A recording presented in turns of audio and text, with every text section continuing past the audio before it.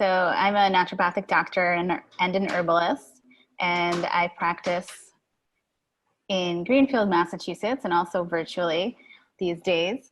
And yeah, I focus my practice on healing, helping people heal from Lyme disease, autoimmune disease, and chronic digestive issues. And I graduated from Bastyr University in Seattle, Washington, and I've been practicing now for 5 years. And I also have a passion for herbal education and teaching people kitchen medicine and how to heal with food and nutrition. What was happening for you before being a part of the Introverted Visionaries Mastermind? What was the most frustrating thing about your practice back then? Well, so I'm a second year in the Mastermind now. So 2 years ago, I was kind of straddling working for another naturopathic doctor in a separate clinic, and then also trying to start my own private practice. And so I was doing both at the same time and trying to make that work. And the Mastermind, being in the first year of the Mastermind, really helped me to ease that transition and make the leap into starting my own private practice and working in that full time. And when I was straddling, was very frustrated. I was tired from all the work. I was working as a primary care doctor and as a specialist in this clinic in Vermont, and it was a naturopathic clinic, but because it was primary care, there was just a lot of extra work involved with that, and a lot of administrative tasks. And I would just be really tired kind of from working on that job, even part-time, and then not feeling like I had the energy to try to market or get new patients for my private practice. And so it just kind of felt like I never really had enough energy or time to focus on that. I didn't really learn, I had a couple of business classes in school, but I really felt like deficient in learning, knowing how to run a practice and how to market so that it could be easy and simple. And what's changed for you that you're excited about? Well, so much has changed in the last 2 years. Like I said, the first year I was able to really, make the shift and jump into my private practice full time and really get to focus on what I was passionate about and what I was excited about. And I've been able to develop these visual frameworks, which are visuals of how I work with people, and just develop these kind of, like I said, sort of easy, what feel now like sort of easy and simple marketing strategies. And I've just gained a lot of confidence with speaking and creating webinars and doing interviews and podcasts.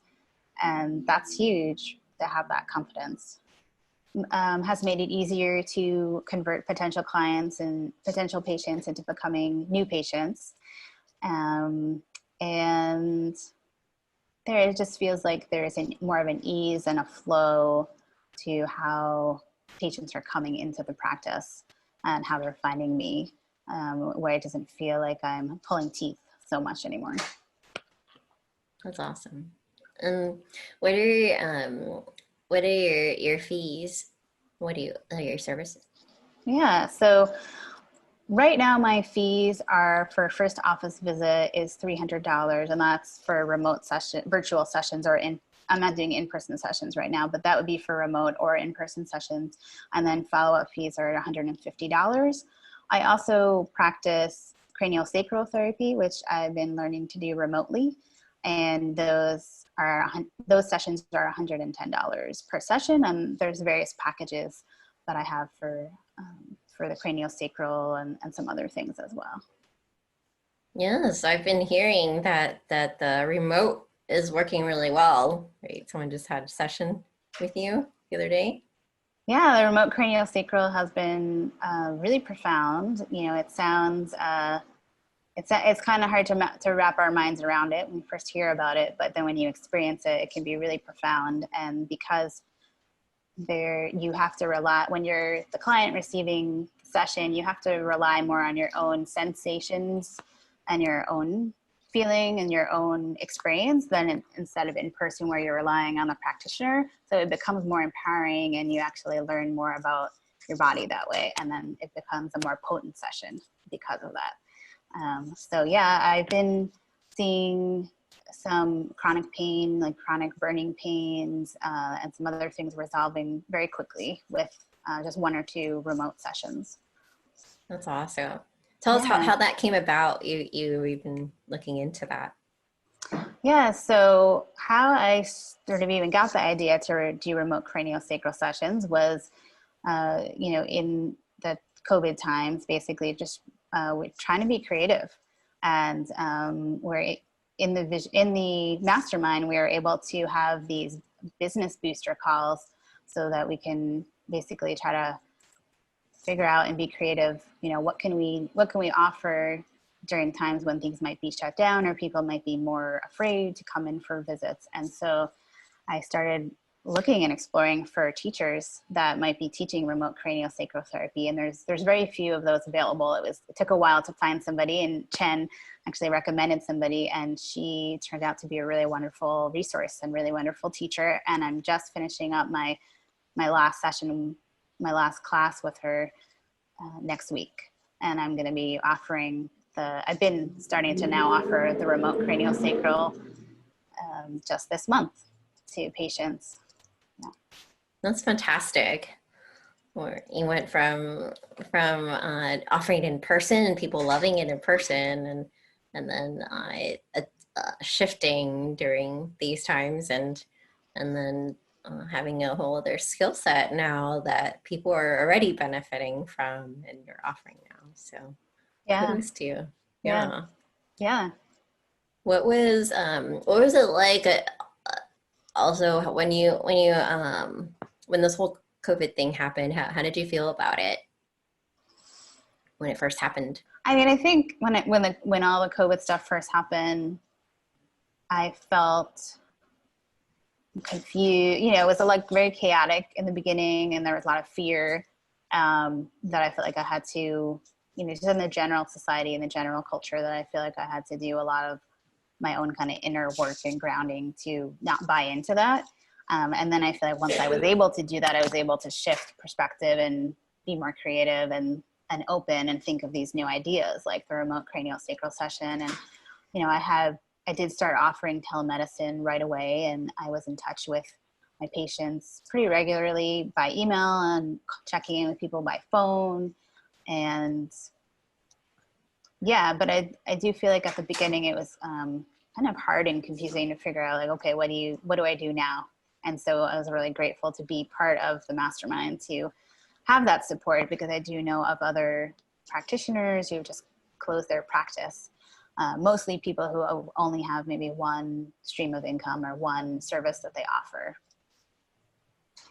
Yes, and you've been able to stay open and still be able to help and offer telemedicine, and then you're now offering remote craniosacral, which is awesome. So tell us a bit more about your when you were talking about the kitchen medicine side of things. What drew you to be interested in that, and tell us a little bit more about that. Yeah, so what drew me to be interested in kitchen medicine and herbal medicine, and I would put those two together, is personally, when I first started being interested in that, was that it was really empowering for me when I started learning about how to take care of my body, how I can just use everyday foods and things that you find in the kitchen to just really stay healthy, and even to get healthy if you're not healthy. I just found that really profound and really empowering, and really wanted to share that with my patients. And because of those reasons, and it can be very empowering to just learn how to use simple things in your kitchen to take care of yourself. So you don't necessarily have to rely on supplements, especially, when now it's a little bit better, but when things were in the beginning with COVID and everything, there's a lot of, supplements not available on the shelves and hard to get things. And they are more expensive sometimes than just, having basic things like ginger and garlic and rosemary, knowing what to do with them. And what kinds of different workshops did you end up holding over the last few years? I've held a number of different workshops, and that was exciting because when I first got into the mastermind, I thought, oh, that would be something I do like down the road. And I think within maybe 6 months of starting the first year of my mastermind, I was able to host a medicinal mushrooms workshop with another practitioner, and I hosted a flower essence workshop and a couple of gut healing workshops as well. Awesome. And what was that like?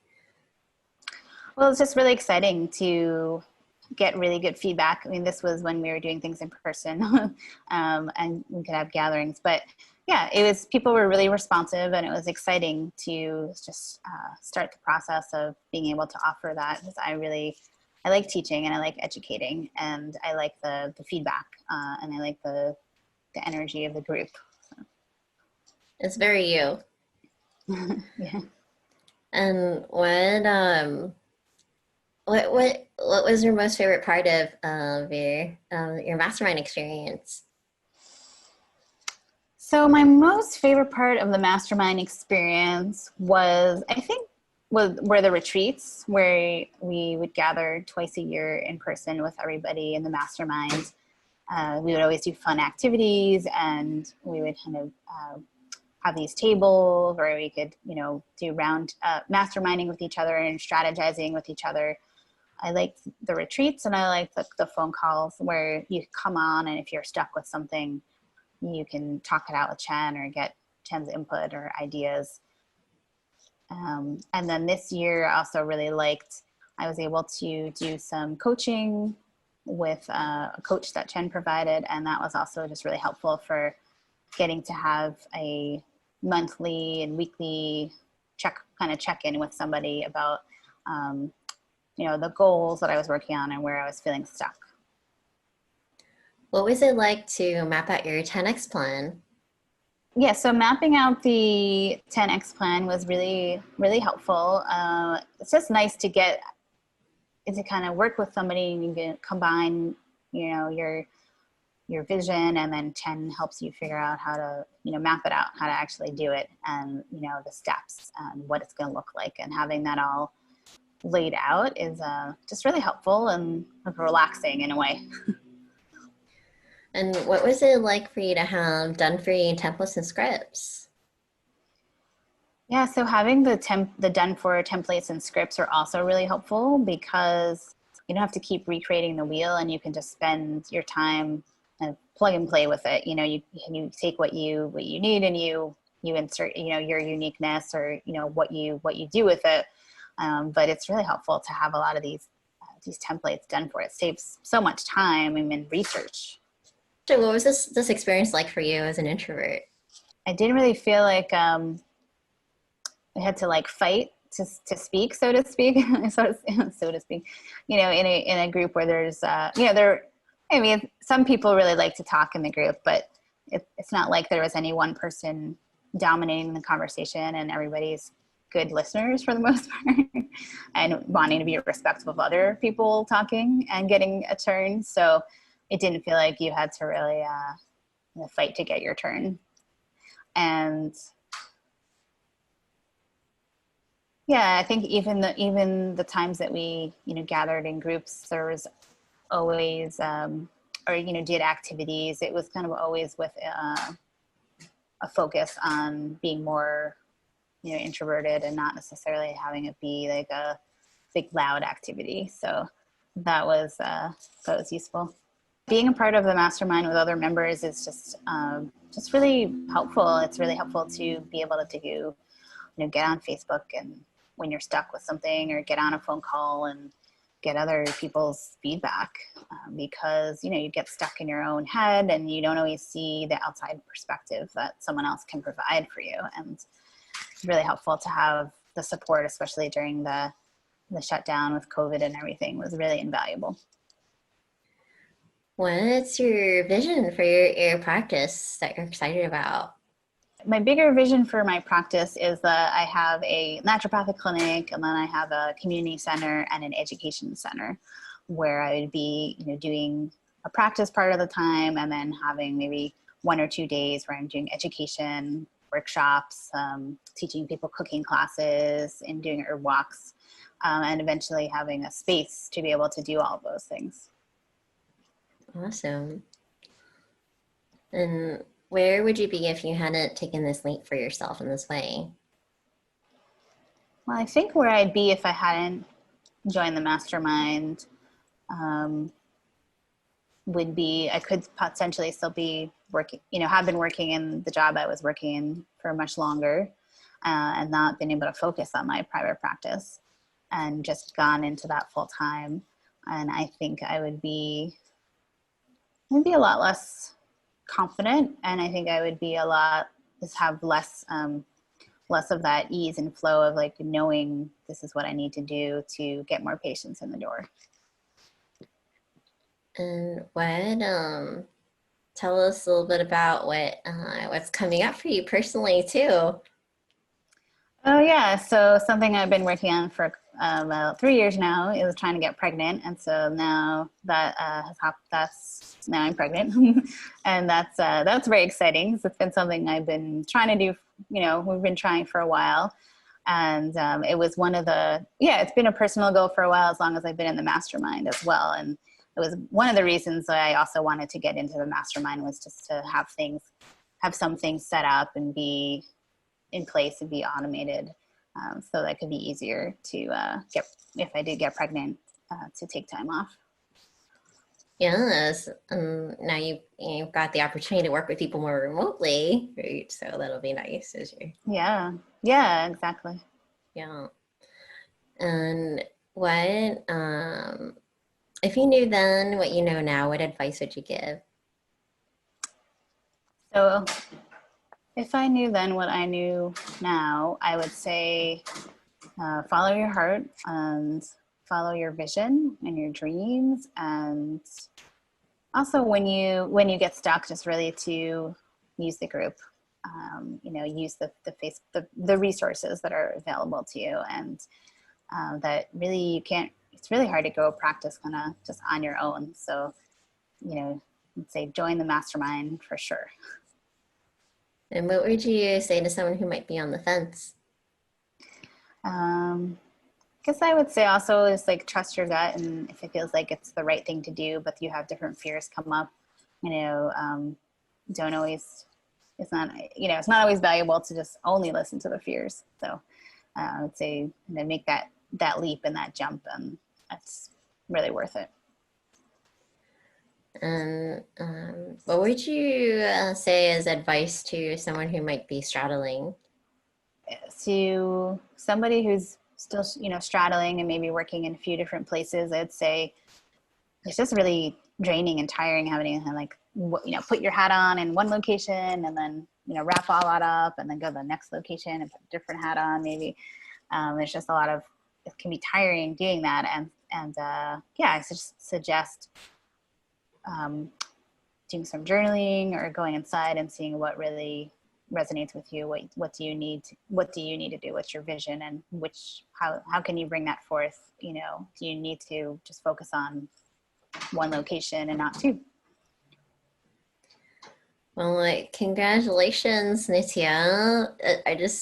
I still remember when you had first started the mastermind and how so much has changed, and just watching you grow over these years, it's been really, really awesome, and super excited for you that you're doing both the kitchen medicine side of things and teaching workshops and then doing this profound work with people in person and now online too. And that you're having a baby coming up here. It's just so awesome. So congratulations, and thank you so much for being here and being an inspiration. Yeah, thank you for having me. It's been great to be here. Yes, and for those of you who are in a place in your practice where you are feeling like you're at a plateau, and you're tired of not having enough patience, or tired of the practice not growing in a way that you would like as quickly, then feel free to reach out to us and go to introvertedvisionary.com and happy to give you insight into your practice and how we can help you. So thank you again for joining us today.